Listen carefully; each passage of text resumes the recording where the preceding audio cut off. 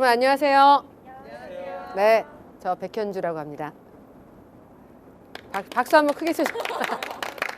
네, 방송에서는 대중문화 전문기자 겸 방송인으로 활동하고 있고 또 학교에서는 학생들에게 가르치는 지도 편달을 하는 교수로 재직 중이에요. 오늘 여러분들과 이렇게 만나서 너무 반갑고요. 이 봄날 야외로 놀러 가지 않으시고 저를 선택해 주신 여러분들께 무한한 감사의 마음을 표하고 싶습니다. 제가 오늘 여러분들한테 들려드릴 얘기는요.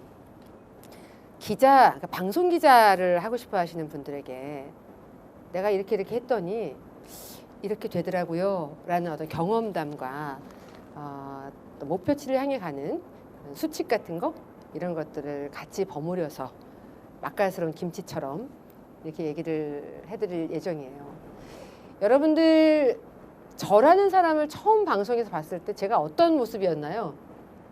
제가 어떤 모습으로 있던가요?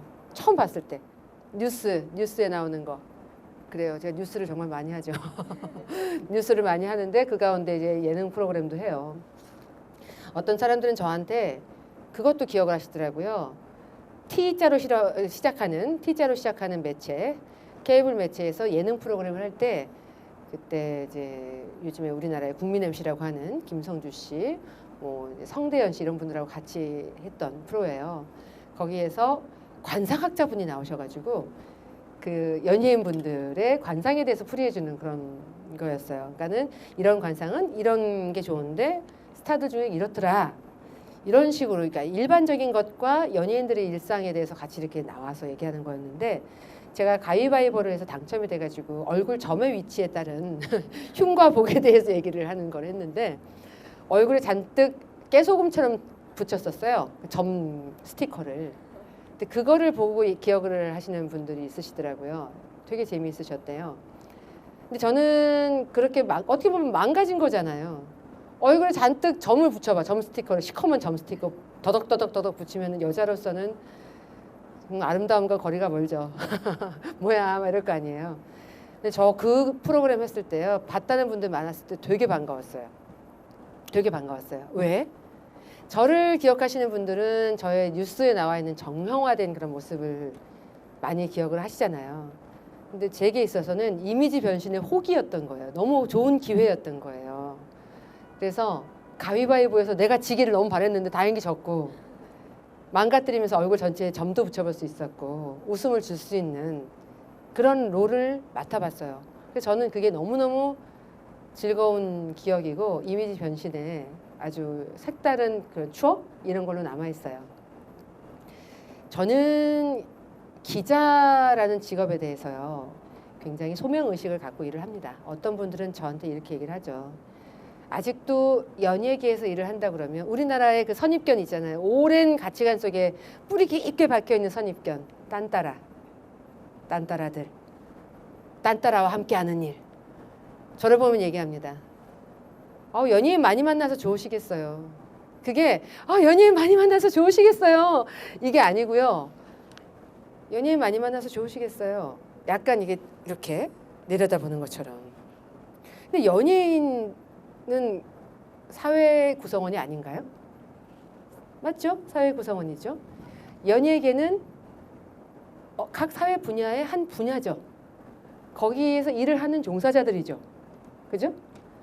그러면 그 사람들은 지금 문화 예술 발전을 위해서 나름대로 열심히 자기 일을 해내는 사람들이에요. 지금의 시대는 문화가 산업이 된 그런 시대를 살고 있죠. 그러면은 이제는 뭐 중소기업도 그렇고 경기가 많이 침체되고 어디서 활로를 찾아야 될까 해서 한류 시장에서 돌파구를 찾자. 스타 한 명이 뜨면 부가 사업이 같이 뜬다. 예를 들어서 태양의 후예에서 송중기가 떴어요. 송혜교가 떴어요. 송혜교가 입은 치마, 송중기 팔찌 같이 뜹니다. 그럼 그걸 만든 분들 같이 바빠지는 거예요. 그죠? 촬영지 찾아갑니다. 우리만 찾아가요? 해외에서 보신 시청자분들 좋아서 쫓아와요. 관광이에요. 또 조금 요즘에는 그 열기가 조금 숨이 죽긴 했지만 송혜교 같은 얼굴이 되고 싶고 전지현 같은 얼굴이 되고 싶어서 오히려 관광도 옵니다. 일주일 코스로 해서 성형도 하고 또 촬영 명소도 찾아가고 이런 식으로 코스를 잡아서 오는 한류 팬분들도 많아요. 연예계에서 일하시는 분들이 자긍심을 갖고 일을 하고 있고요. 또 문화가 산업이 된 이 시대에 저는 대중문화 전문 기자로 살아가고 있죠.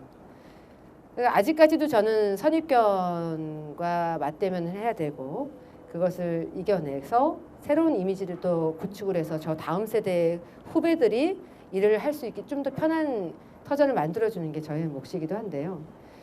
저한테 얼마 전에 저희 학교 학생이 이메일을 보내고 그 이메일을 보낼 때도 용기를 내서 이메일을 보냈다고 했어요.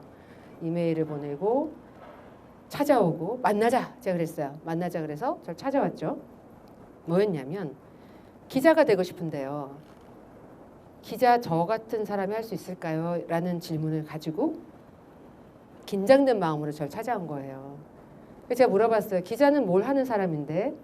그랬더니 기자는 되게 똑똑해야 되고요. 막 굉장히 막 학력도 높아야 되고요. 막 이런 얘기를 해요. 다 일리 있는 얘기예요. 근데요. 기자는 지식도 지식이지만 지혜로워야 되거든요. 지혜로워야 되고요. 연예부 기자, 정치부 기자, 각 분야의 전문 기자라고 해서 그것만을 알아서 될 일이 아닙니다. 제가 아까 문화가 산업이 된 시대라고 얘기했죠. 그러면 대중문화를 하는 사람도 정치적인, 외교적인 현안에 대해서 알아야 돼요. 우리와 중국의 관계가 어떻게 되어 있는지, 우리와 일본의 관계가 어떤지, 정치적인 상황이 어떤지, 문화 교류, 외교의 교류가 어떻게 되고 있는지, 정책은 어떻게 바뀌어가고 있는지 다 알아야 돼요. 정치하시는 분들, 나 뭐 송중기가 누군지 들어본 적도 없어 라는 게 지금 시대는 조금 안 맞지 않나라는 저 개인적인 생각을 해봐요. 두루두루 적어도 관심은 아니더라도 들어본 적은 있어야 하지 않을까. 멀티를 요구하잖아요. 이제 멀티를 요구하는 시대. 그렇지 않고서는 생존할 길이 없으니까요. 기자라는 직업은요. 독특한 사람이 하는 게 아니고요. 엄청 똑똑한 사람이 하는 게 아니고요. 학력이 높은 사람만이 하는 것도 아니에요. 그러니까 두루두루 많이 알고 있으면서 두루두루 많이 알게 되면 어떤 역량이 생기냐면요. 지혜가 생겨요. 지혜로워야 상황 판단이 되거든요. 취재 현장에 나갔을 때 우리는 매 순간순간 상황 판단을 해서 결정을 해야 된다. 기자는. 그러니까 그런 지혜를 갖춰야 되는 거죠. 특별한 사람이 하는 게 아니었어요. 그래서 저는 저희 학생에게 멘토가 되어주기로 하고 기자에 대한 꿈을 접지 말라고 했습니다. 학력은 차치하고 너의 실력을 쌓아라. 문학도, 인문학 서적도 시간이 되면 많이 읽어라 했어요. 왜? 취재를 해서 우리는 시간이 한정되어 있는 시간에 맞게 편집도 해야 되고 기사도 써야 됩니다. 그러면 글귀가 좋아야 되겠죠? 문장력이 있어야 되겠죠? 현장에 가서 우리 PD님 테이프로 촬영을 한 10개 해왔어요. 10개 했어. 그럼 1시간짜리 테이프를 10개 했다고 쳐도 10시간이잖아요. 방송은 1시간 분량으로 내야 돼요. 그럼 기자는 뭘 할 수 있는 능력이 있어야 될까요? PD는 뭘 할 수 있는 능력이 있어야 될까요? 1시간으로 맞출 수 있는. 그렇죠. 바꿔 말하면 1시간으로 맞출 수 있는 능력을 바꿔 말하면 덜어낼 수 있는 능력, 버릴 수 있는 능력이 필요한 거예요. 상황 판단을 해서 지혜롭게 어떻게 압축시켜서 할 수 있는지. 그래서 제가 아까 기사도 압축해서 육하 원칙에 따라서 딱 필요한 말만 담을 수 있게끔 쓸 수 있는 능력을 갖추기 위해서는 평소 인문학 서적도 많이 읽어둬라.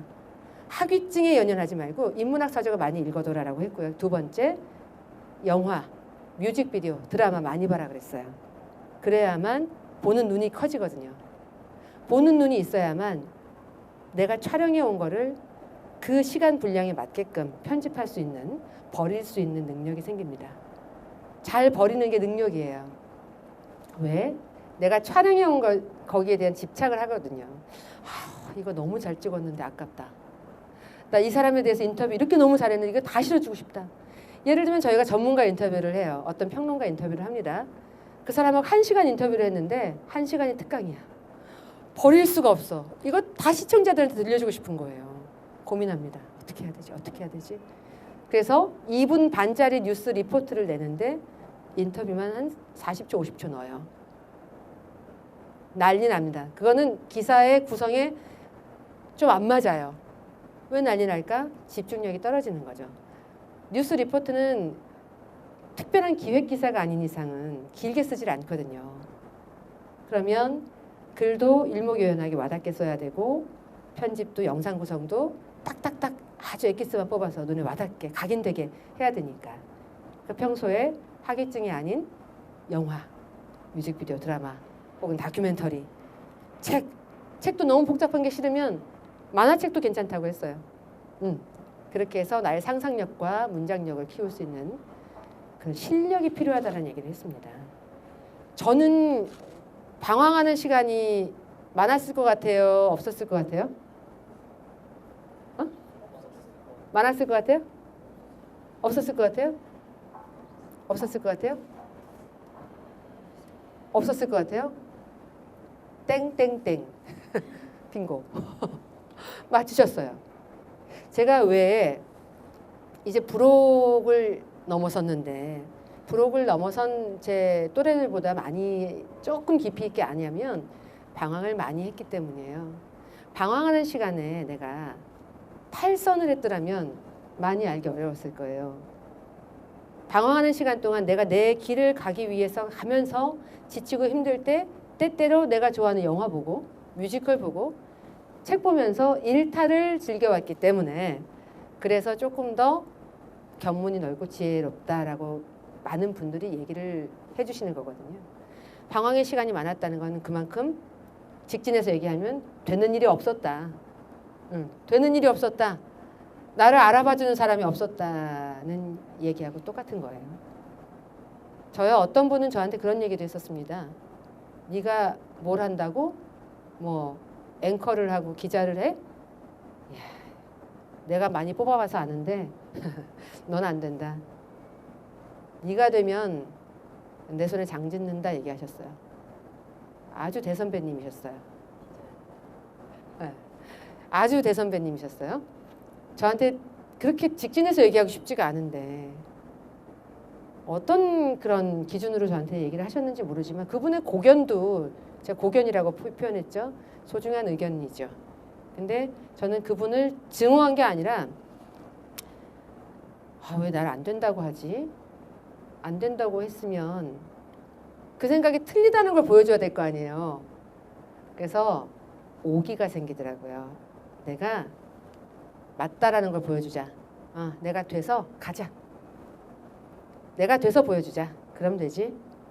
그렇게 생각하고 심기일전했었습니다. 물론 쉽진 않았어요. 지금 말처럼 표현할 때까지 울기도 엄청 많이 울었죠. 대체 뭐가 안 될까? 그때부터 내가 나를 봤어요. 그래, 내가 뭘 잘할 수 있지? 저는 제가 잘하는 게 내려놓는 거더라고요. 나를 인정하는 거. 뭘 인정하는 거? 요즘 표현으로 자뻑이라는 게 아니고요. 내가 못난 거, 내가 잘못하는 거, 소질 없는 거, 안 되는 거를 인정하는 걸 해보니까 나를 인정하니까 길이 열리더라고요. 나를 내려놨어요. 그게 내려놓은 거거든요. 사실 스스로가 자기 애가 강하기 때문에 나를 내려놓는다는 게 쉽지 않아요. 어떠한 똑똑한 학위증을 가진 나보다 아주 우수한 학위증을 가진 사람이 내 옆에 있어도 나보다 아주 멋진 쭉방의 미녀가 있어도 그냥 나를 내려놨어요. 왜? 난 내가 잘할 수 있는 게 있으니까. 그것만 잘하면 되니까. 그러니까 내려놓으니까요. 자존심이 상한 게 아니라 자신감이 생기더라고요. 난 이걸 잘하기 때문에 이 자리에 있는 거고 당신은 그게 잘났기 때문에 그 자리에 있는 거니까 우리 합심해서 해봅시다. 이렇게 되더라고요. 그러다 보니까 내려놓은 나의 마음가짐을 시청자분들이 알잖아요. 저를 좋아해 주시는 분들이 한 분, 두 분 생겼어요. 그런데 아직도 저를 보면 제가 말이 좀 속도감이 있잖아요. 달변이라는 표현을 쓰시는 분들이 있으신데 아유 밥맛 없어. 아유, 자기 잘난 것에 빠져 사는 여자야 뭐 이런 식으로 생각하시는 분들이 더러 있으세요. 근데 그런 분들을 보면은 원망스러운 게 아니라 만나고 헤어질 때는 보람을 느낍니다. 아니 세상에 이렇게 소박하고 이렇게 정이 많아요. 어머 방송에서 보이는 게 다가 아니구나 이렇게 얘기를 해주시는 분들 만나면 아 내가 이분들한테 이미지 하나 극복했다 이렇게 하면서 마음이 굉장히 뿌듯합니다.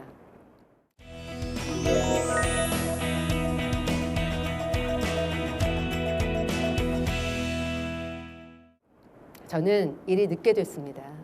방황의 시간이 길었다는 건 나를 인정해주는 사람이 많지 않았다는 얘기였고 나를 발탁해주는 사람이 많지 않았다는 얘기잖아요. 그러면 준비의 시간만 긴 거예요. 우리 그 2AM의 조건이라는 아이돌 얘기를 한 적이 옛날에 있어요. 그분 같은 경우 방송 접하신 분들도 있겠지만 연습생 시간만 초등학교 때 데뷔를 했었어도 10년이었대요. 근 10년. 기약 없는 10년이라는 건요. 어린 사람에게나 나이 먹은 사람에게나 아주 나와의 싸움의 시간이거든요. 계속 포기하고 싶은 그 심정뿐이에요. 내 한참날에 뭐가 있는데 누가 나한테 정답을 알려주는데 알 수 없잖아요. 저도 그렇게 준비만 한 거예요. 학교 졸업했고 학교 졸업하고 나서 나는 지상파 아나운서가 되고 싶었는데 저희 때는 IMF가 있었어요. IMF 들어봤죠? 요즘에 경기가 많이 침체됐다고 하면서 제2의 IMF가 왔다 이렇게 얘기를 했어요. 저희들 때 취업문 다 닫혀 있었어요. 저희들 두 팔 벌려서 환영해 주는 곳 없었고 물론 나보다 더 뛰어난 사람들은 그 진입을 해서 관문을 뚫고 가서 먼저 방송을 시작한 분들이 물론 많죠. 그러나 저한테는 찬스가 빨리 오지 않았어요. 근데 얼마나 힘들었겠어요. 내가 여기서 포기를 해야 되나? 시험이라는 게 관문을 하나하나 통과하다 보면 욕심이 나고 또 그 관문 통과할 때마다 노력을 해야 되는 시간들이 있잖아요. 떨어지고 나면 어느 관문에서 떨어지고 나면 그렇게 원통하고 분하고 울기도 많이 울고 그러나 지금까지 온 시간이 너무 아까우니까 다시 마음 다잡고 다시 시작하는 거예요. 근데 그 시간을 방황하면서 그냥 헛되게 보내면 내가 그냥 뒤안길로 물러나서 누구도 나를 기억해 줄 것 같지 않더라고요. 그래서 어디서 생긴 그런 그 리더십인지 내가 잘 돼서 안 된다라는 선입견의 대상이 됐던 사람들한테 희망을 좀 주자 이 생각이 그런 오기가 발동이 되더라고요. 그래서 허송세월을 하기 싫어서 학위를 좀 준비를 해봤어요. 석사 학위를 도전을 했어요. 그래서 뭘 도전했느냐? 나는 대중문화에 워낙에 관심이 많았었기 때문에 장혜모 감독의 홍등. 장혜모 감독 아시죠? 중국어로 요즘 이름 얘기해야 된대요. 짱이모. 장혜모 감독의 홍등, 붉은 수수밭. 제 5세대 감독인데요, 중국에. 한때는 그 중국을 아주 그 창카이가 감독하고 양대 산맥처럼 주름 잡았던 그런 감독입니다. 그 감독들은 특징이 있었어요. 원작이 있는 작품을 영화화하는 그런 특징이 있었는데 홍등의 원작은 소동이라는 작가가 쓴 처첩성군이라는 소설이었어요. 그래서 남들이 도전하지 않은 중어중문학과에서 영화 쪽으로 도전을 잘 안 했었거든요. 우리 때만 해도. 그래서 남들이 도전하지 않은 분야인 비교 예술학 쪽으로 내가 도전을 해서 학위를 하면 뭔가 내가 특화될 수 있지 않을까? 내가 좋아하는 걸 하면서 특화될 수 있지 않을까? 이렇게 생각을 해서 그쪽에 도전장을 냈는데 교수님들이 그렇게 반가워하지 않으셨어요. 영화학과 학생이 아닌데 왜? 이런 반응이 좀 지배적이었어요. 또 그때 또 선입견을 뚫고 가는 게 저한테 또 숙제로 생긴 거죠. 제 앞에. 참 그 인생은 산 한 번 넘고 나면은 끝나는 게 아니고 또 하나의 산이 있고 또 하나의 산이 있고 참 긴 어떤 지구력과 체력을 요하더라고요. 그래서 내가 엄청 잘하는 것도 아니었음에도 그냥 해보고 싶습니다. 하고 싶습니다. 이렇게 해서 할 수 있었고 부족했지만 그걸로 논문을 해서 졸업을 할 수 있었어요. 그럼 그 시간 동안 나는 만약에 방송 언저리 없었다면 방송 경력은 단절이잖아요. 그죠?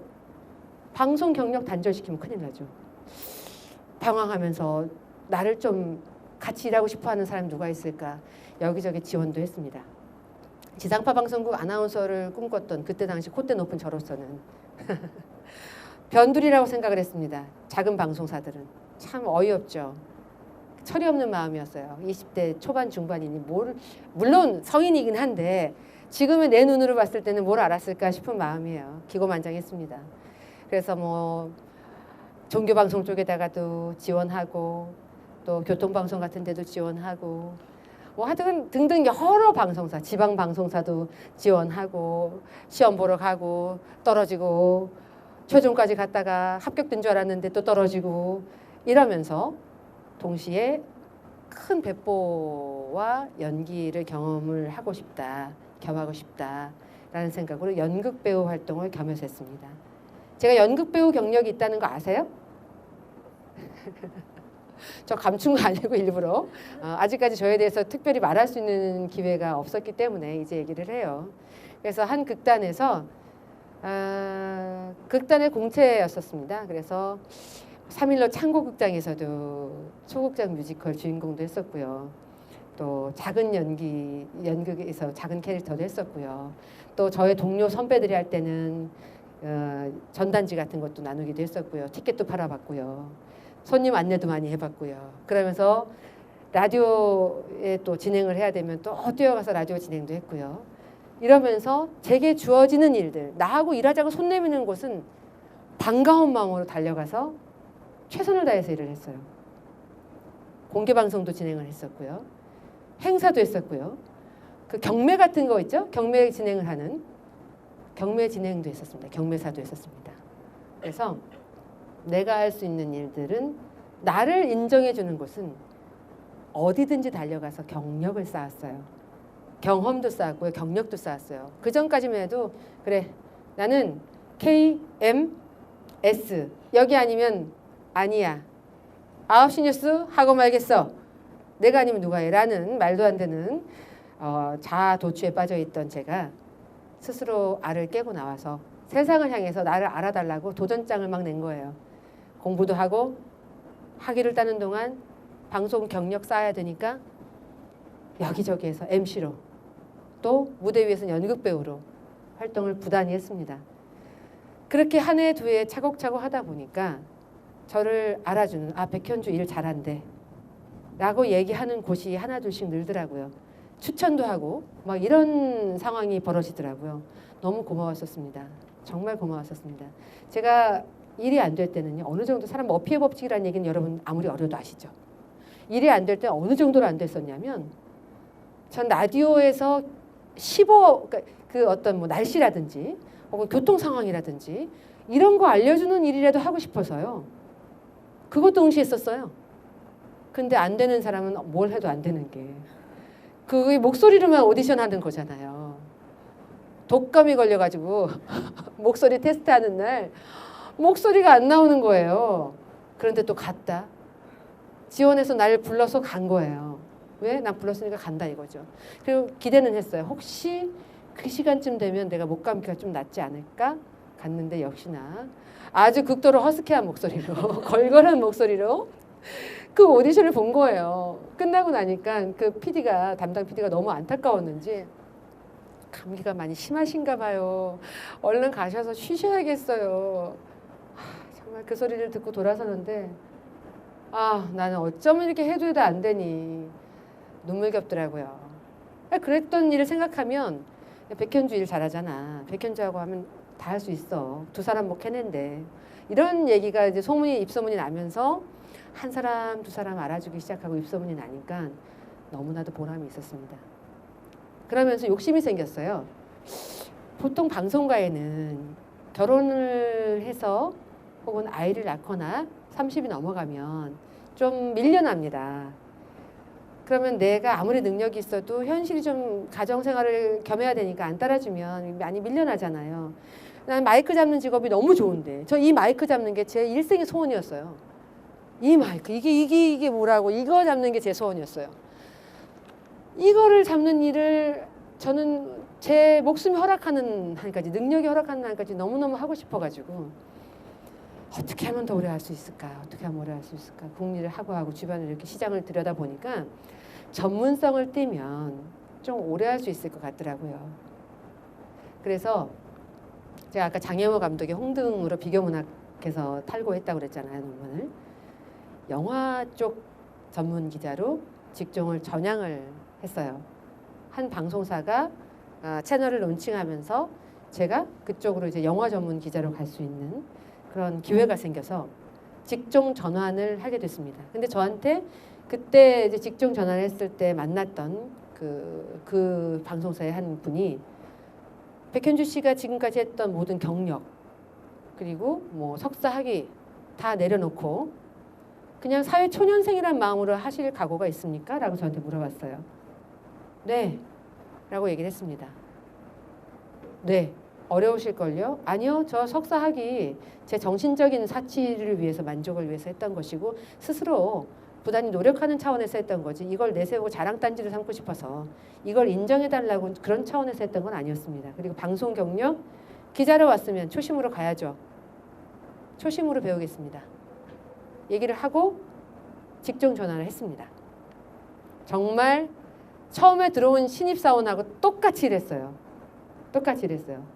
그래서 뭐 AP통신, APTN이 들어오면 그거 캡처 받아서 번역해서 기사 내고 현장 나가서 실시간으로 뉴스를 하니까 취재해서 하루에 뉴스 세 꼭지라는 게 뭐냐면 리포트를 한 3개를 제가 담당을 해야 되는 거죠. 아침부터 밤까지.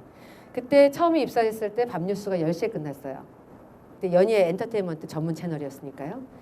10시에 끝나면 내 뉴스가 한 중간쯤 아니면 마지막에 나온다. 그러면 그것까지 다 모니터하고 퇴근을 했어요. 그러면 밤 11시 넘어서 퇴근해서 집에 가면 12시, 한 2시쯤 정리하고 자요. 누가 저 늦게 퇴근했다고 봐주나요? 초심으로 가기로 하고 약속하고 갔잖아요. 그럼 초심으로 가면 새벽 출근해야죠. 일찍 가서 또 기사 아침 10시 뉴스 송고하고 취재 현장 나갑니다. 취재 현장 나가면 우아하게 뭐 기자회견만 하고 뭐 이러는 거면 좋은데 사건 사고가 생기면 그 사건 현장도 가야 되고 영화 시사회에 갔다가 뛰어가서 경찰서 가서 취재를 해야 돼요. 아마 지금도 아마 기사가 남아 있을 거예요. 시사회 하다가 그땐 좀 인터뷰도 해야 되고 그러니까 기자가 같이 배우하고 이렇게 있으면 이렇게 인터뷰 하잖아요. 예쁜 옷 입고 갔어요.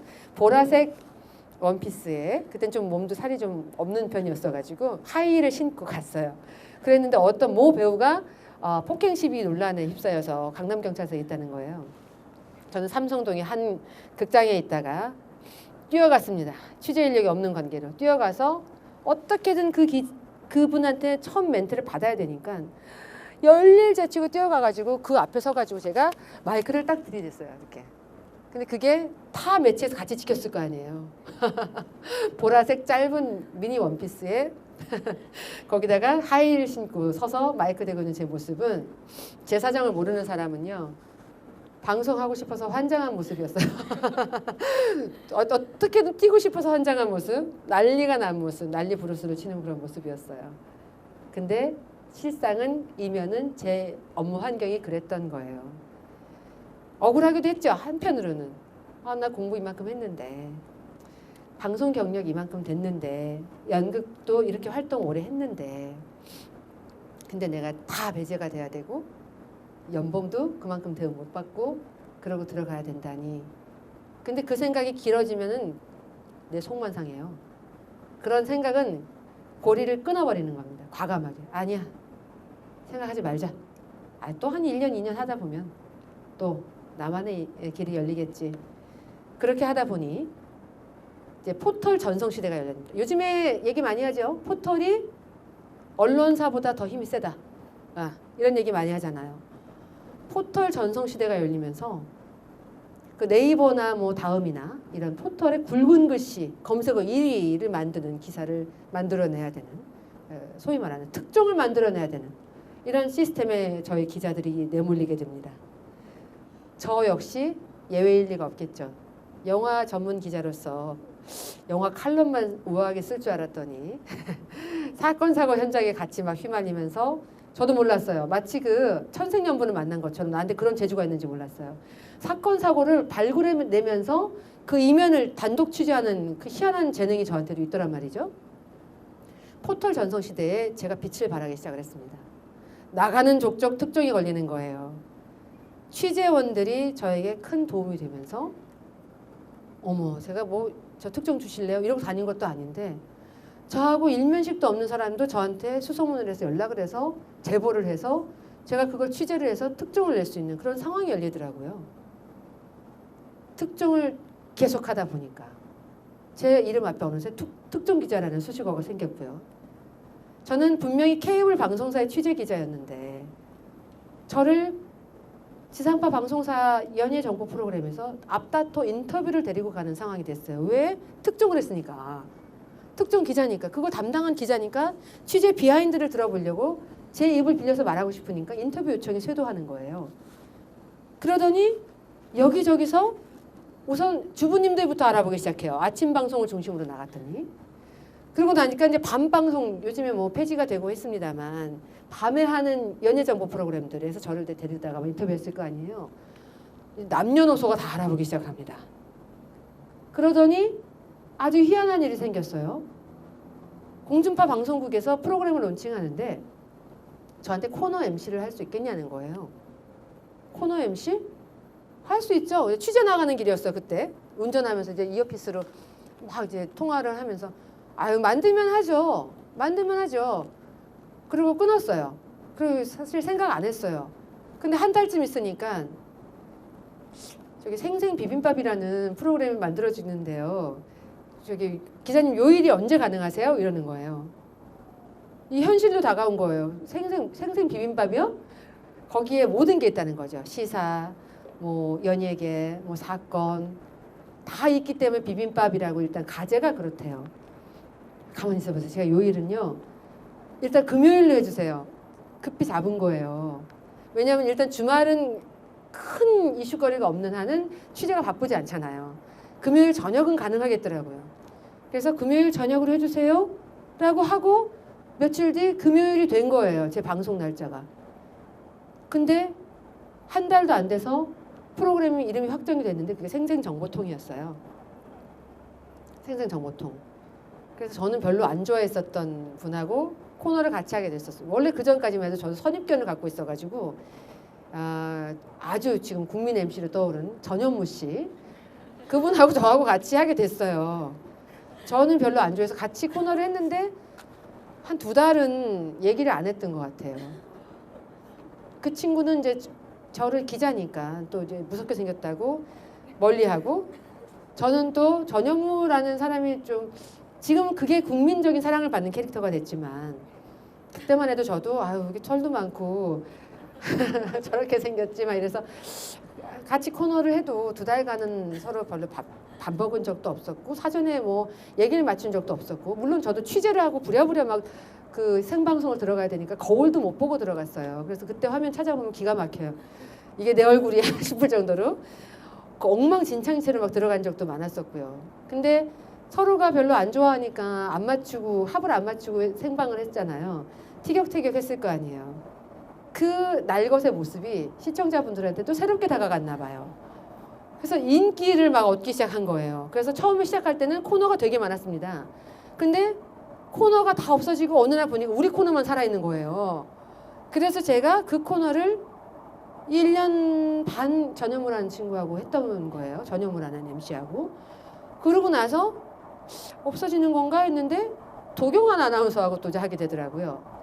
네, 그렇게 되면서 생생정보통을 2010년부터 2013년까지 하게 됐습니다. 참 이례적인 케이스였죠. 케이블 방송사의 기자인데 공중파의 인기 프로그램의 코너 MC를 할 수 있었다는 참 희한한 이력을 가질 수 있게 됐어요.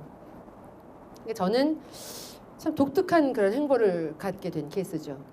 근데 사실 특종을 제가 많이 했다고 그랬잖아요. 생생정보통이라는 프로그램을 통해서 대중적인 인지도를 쌓을 수 있는 방송인으로서는 한 발 진일보했는데요. 고민에 쌓이게 된 겁니다. 탐문 취재가 어려운 거예요. 저희 보통 열애설 나거나 뭐 누가 뭐 사건 사고에 연루됐다거나 이러면 동네에 가가지고 탐문해야 되잖아요.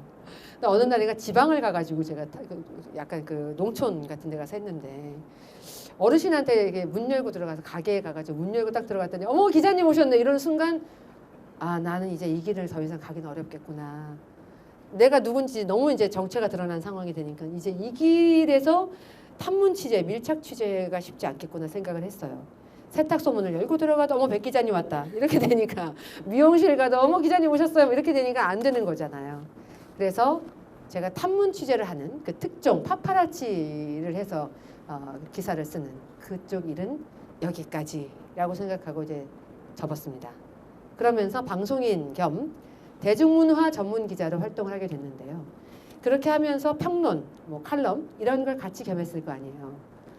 그러니까 연예부 기자로서는 되게 이례적으로 책 프로그램을 아주 긴 시간 패널로 같이 진행을 할 수 있는 그런 경력을 갖게 됐어요. 그러니까는 K본부의 1TV의 연예부 기자로서 이례적인 그 책 프로그램의 MC로, 패널 MC로 같이 동참을 하는 그런 기회를 갖게 돼서 그런 경력 또한 제가 만들 수 있었거든요. 저는 뭐 한 가지도 부단히 노력했던 걸 버린 게 없었습니다. 다 활용을 했죠. 어문학, 그러니까 중어중문학 석사를 하면서 대중문화 평론을 했기 때문에 도서 프로그램에 그런 패널로 갔을 때 그 이력이 정말 활용이 될 수 있었고요.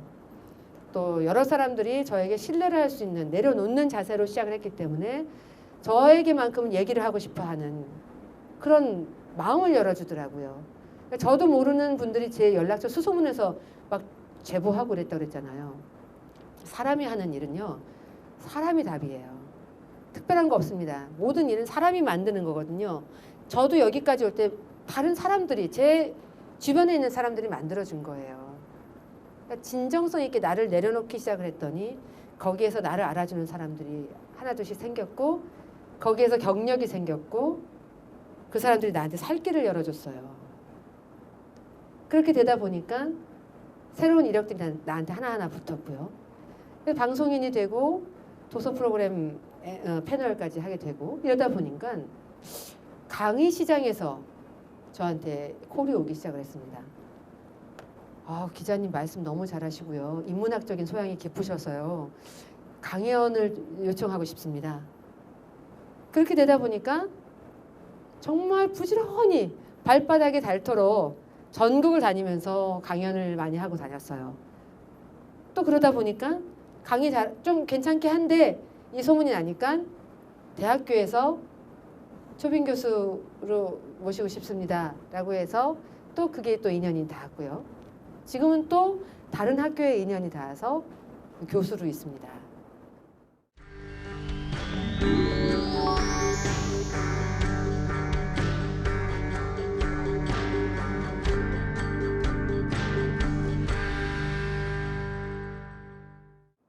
그러니까 제 얘기를 왜 이렇게 말씀을 드리냐면요. 십수년간의 이야기를 한 20년간의 이야기구나. 20년간의 이야기를 지금 1시간 안에 풀고 있잖아요. 그 얘기를 드리는 이유는 뭐냐면 첫 번째, 누가 나에게 어떻게 얘기를 하든 좌절하지 말자. 그다음 두 번째, 내려놓고 시작하자. 나를 내려놓고 시작하면 나를 알아주는 사람들이 생기고 나를 알아주는 곳이 생겨요. 그리고 사람이 하는 일은 사람이 만든다. 그러니까 사람과의 관계를 잘 맺어가야 된다는 얘기를 하고 싶어요. 사람 인자는 아시죠? 상형 문자인 거. 사람과 사람이 기댄 겁니다. 혼자 살 수가 없기 때문에 둘 이상이 힘을 합하라고 사람 인자가 나온 거잖아요. 반드시 사람 속에 정답이 있거든요. 내가 잘났다고 생각하는 순간 나는 고립이 되고요. 내 갈 길이 막힙니다. 내가 어떤 학위를 받아도요. 어떤 공부를 했어도요. 그걸로 밥 지어 먹을 수 없어요. 그죠? 그거는 나의 하나의 경력 사항이고 내 정신적인 만족이 되어야지 그걸 내세워서 내 자리를 찾으려고 하면 안 된다. 초심을 잃지 말고 해야 된다라는 말씀을 드리고 싶어요. 그래서 어떤 일을 하는 데 있어서 굉장히 높은 학력을 가져야 되나요? 라고 얘기를 한다면 물론 특수한 직종의 경우에는 그런 높은 학력이 필요하죠. 그런데 기자, 방송인이라고 한다면 학위증에 집착은 하지 않으셨으면 좋겠어요. 학력이 힘이 세지면 학벌이 되잖아요. 그건 옳지 못하다고 봐요. 제가 좀 짧은 시간이지만 그 인터넷 언론사의 대표를 했던 적이 있었습니다. 그때 직원 채용을 할 때 제가 그렇게 얘기를 했어요. 학력 나는 기재하지 말게 해주세요 라고 했어요. 왜? 업무적인 융통성이 필요한 거고요. 실무 능력이 필요한 거죠. 학위증에 적혀있는 학교의 레벨이 중요한 게 저한테는 아니었습니다. 실전에서도 실제 그렇고요. 그래서 이건 이렇게 해야 돼, 저건 저렇게 해야 돼 라고 선배가 가르쳐 줬을 때 빨리빨리 받아들이고 그걸 응용할 수 있는 능력이 저는 필요하다고 봤습니다. 실제로도 그게 필요하고요. 같이 일을 할 때 PD님 편집을 하는데 방송과 관련된 아주 좋은 학교에서 학과를 졸업해서 왔어요. 근데 편집을 잘 못해. 속칭 발편집을 해. 그런데 밑에서부터 FD에서부터 일을 막 배워서 혼나면서 일을 배워서 가르쳐주면 바로바로 자기가 알아서 응용해서 너무너무 편집을 잘해. 누구를 선택하고 싶으세요? 후자를 선택하고 싶습니다. 그렇죠. 후자를 선택하고 싶죠. 당연한 거잖아요. 인지상정이잖아요. 그게 만연해져야 우리 사회 발전합니다. 학력이 높다고 해서 업무력이 뛰어난 것만은 아니거든요. 그러니까 사회적인 소통을 잘할 수 있는 대인관계 능력 필요하고요. 일을 빨리빨리 습득해서 내 것으로 만들 수 있는 융통성, 능력이 필요한 겁니다. 실력. 저의 경험담을 얘기를 해드린 이유는 이런 핵심 주제들을 말씀을 드리고 싶어서였어요. 누가 뭐라고 나에게 안 된다고 해도 좌절하지 마세요. 안 되는 게 어디 있습니까? 안 되면 되게 하라. 안 되면 되게 하라. 잘난 사람이 있으면 못난 사람도 있고요. 못난 사람도 있으면 잘난 사람도 있는 겁니다. 서로가 톱니바퀴가 맞물려서 가는 것처럼 맞물려서 가는 게 이 사회거든요. 기자의 세계도 마찬가지죠. 아주 고학력자인데 취재를 못 해와요. 우린 뉴스 시간이 있잖아요. 7시야. 7시 방송해야 돼요. 생방송 들어가야 돼요. 적어도 한 3시까지는 취재를 해서 촬영 테이프 보내야지. 그걸 가지고 기사를 쓰고 편집을 해서 송출을 할 거 아니에요. 그게 되는 사람이 우리한테는 필요한 거지 아주 고학력자가 필요한 건 아니에요. 그죠? 기자가 되기 위해서 저도 할 수 있을까요? 라고 했던 그 저의 학생에게 저는 그래서 현실적인 답을 줬습니다. 자네가 왜 안 되나? 할 수 있어. 시작이 반이라고. 하고 싶은 마음, 의욕이 눈에 드글드글한데 안 될 게 어딨어. 할 수 있어. 선배들 두드리고 두려워하지 말고 선배들 물어보면 입어서 다 알려주니까 찾아가고 만나고 작은 것부터 시작해서 경력을 쌓으면 어느 순간 나한테 기자라는 직함이 따라 붙는다. 자신감을 갖고 해라. 이렇게 얘기를 했어요. 여러분들 사람이 재산이에요. 다른 건 다 잃어도 사람은 잃지 마세요. 제가 사람 안에 답이 있다라고 얘기를 했잖아요. 내가 어려울 때 나를 끌어주는 거 사람입니다. 버티게 해주는 거는 어느 정도의 돈일 수 있어요. 그래, 내일도 살고 모레도 살고 해야 되니까. 그런데 나에게 길을 열어주는 건 돈이 아니잖아요. 사람이잖아요. 성실해. A는 성실해.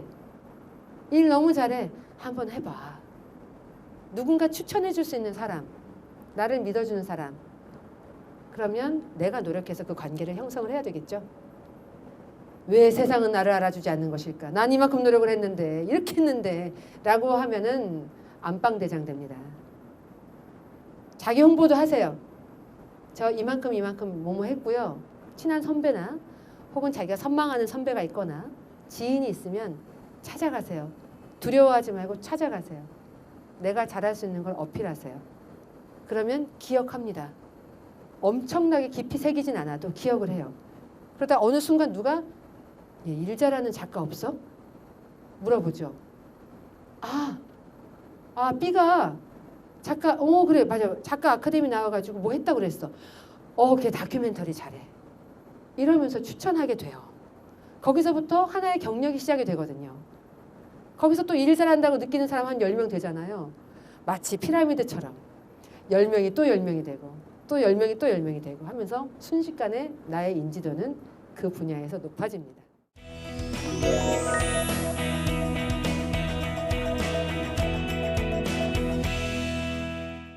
저는요, 여러분들한테 사랑을 마음속에 많이 갖고 살라고 얘기하고 싶어요.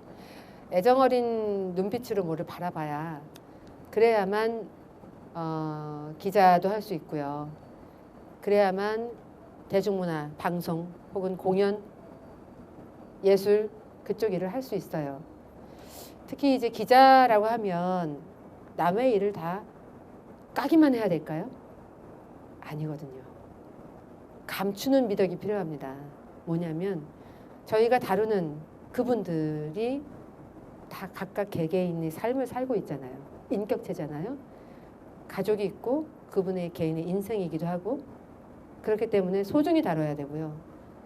최대한 대중들이 알 권리를 누릴 수 있게 해드리되 그분들의 사생활에 누가 되지 않도록 최대한 가려주려고 노력하는 그 중간자, 메신저 역할을 하는 게 기자예요.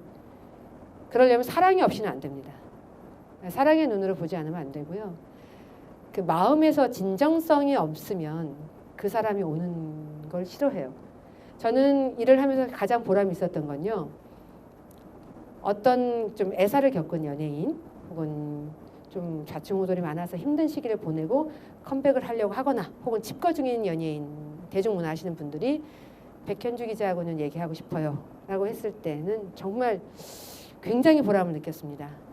그 이유가 뭐였냐면 백 기자님이라고 하면 제 얘기를 깊이 있게 들어주실 것 같았고 안전하게 보도해 주실 것 같았어서 어차피 드러나야 될 얘기라면 제가 얘기를 세상을 향해서 해야 되는 거라면 백 기자님하고 하고 싶었어요 라는 얘기를 하신 분들이 몇 분 있으세요. 그랬을 때 굉장히 보람을 느꼈습니다.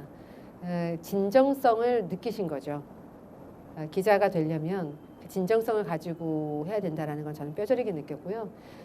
또 방송을 하는 사람, 또 기자, 방송 기자 하는 사람, 뭐 대중문화 하는 사람 말 잘하면 방송할 수 있겠네, 성공하겠네 이렇게 얘기하잖아요. 저는 다른 생각을 가지고 있어요. 잘 들어야만, 잘 듣는 사람이 성공합니다. 잘 들어주세요.